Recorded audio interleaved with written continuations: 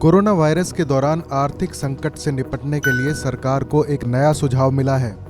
प्रधानमंत्री के आर्थिक सलाहकार परिषद के सदस्य नीलेश शाह ने यह सुझाव दिया है कि विभाजन के दौरान पाकिस्तान गए लोगों की संपत्ति को बेच देना चाहिए। अगर इन शत्रु संपत्तियों को बेच दिया जाए तो सरकार 1 लाख करोड़ रुपए तक जुटा सकती है। नीलेश शाह ने कहा कि आर्थिक वृद्धि को बढ़ावा देने और कोरोना काल में बढ़े खर्च को पूरा करने के लिए बेहतर होगा कि शत्रु संपत्तियों को बेच दिया जाए।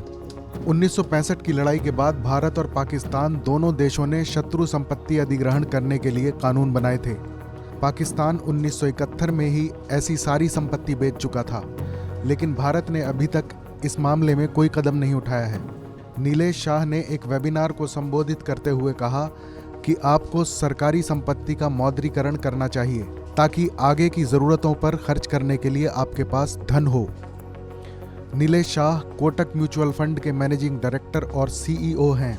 उन्होंने बताया कि इस शत्रु संपत्ति की कीमत 3 साल पहले 1 लाख करोड़ रुपए आंकी गई थी। उनकी राय है कि इस तरह की संपत्तियों को बेचकर उनसे अवैध कब्जे हटाने और मालिकाना हक की कमियों को दूर करने के लिए ये बेहतर समय है।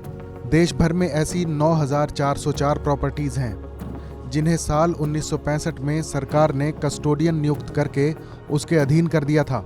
अर्थव्यवस्था को बढ़ावा देने के तरीके पूछे जाने के जवाब में नीलेश शाह ने कहा कि इन प्रॉपर्टीज़ को बेचकर 1 लाख करोड़ रुपए मिल सकते हैं, जिससे आपके खर्चे पूरे हो जाएंगे।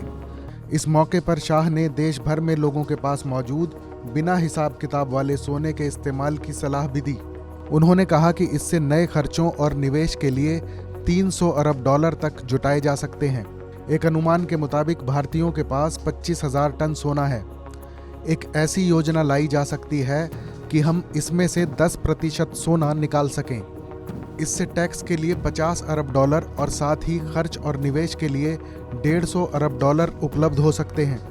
इस मौके पर उन्होंने गोल्ड फाइनेंस कंपनियों के काम की सराहना करते हुए कहा कि इससे सोने का इस्तेमाल उत्पादक कामों में बढ़ा है। इस बिजनेस को और बढ़ावा देने की ज़रूरत है। इस रिपोर्ट पर आपकी क्या राय है, कमेंट सेक्शन में ज़रूर बताएं। देश और दुनिया की बाकी खबरों के लिए सब्सक्राइब करें TV9 भारतवर्ष।